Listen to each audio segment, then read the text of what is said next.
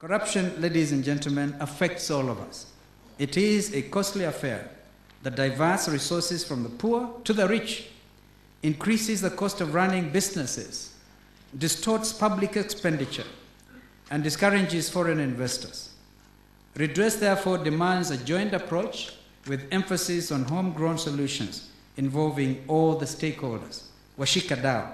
The Kiswahili language is so rich, it's been growing in leaps and bounds. 10 years ago, nobody would know what a mshikadau was. Now we know, or runinga. I never knew runinga was television until just the other day. Yeah.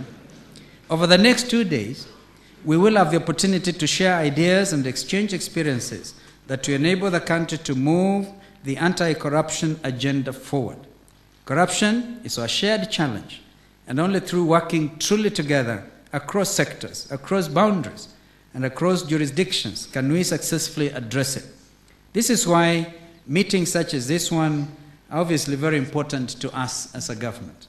May I therefore congratulate the Kenya Anti-Corruption Commission, the Kenya Integrity Forum, KIF, and all the stakeholders for organizing this important event.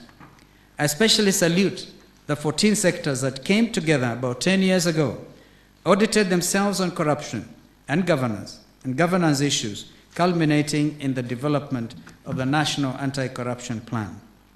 I also salute delegates who gathered at Bomas of Kenya on the 30th of May 2006, adopted the plan, and constituted themselves into Kenya Integrity Forum that brings together various stakeholders to fight corruption and improve governance in our country.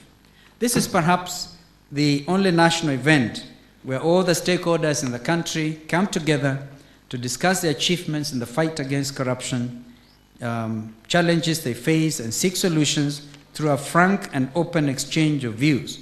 The beauty of KIF is that all actors submit themselves to scrutiny by this assembly. Say the equivalent of peer review mechanism and the NEPAD.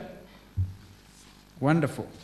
Ladies and gentlemen, our country has undergone tremendous transformation over the last 10 years. The economy has grown, as we now know, from 0.03% growth rate in 2000 to 7% in 2007, before declining for reasons that we all know to 1.7% in 2008, due to the fall to the all familiar, as I said, post-election circumstances, and the story is very clearly elaborated in our own minds.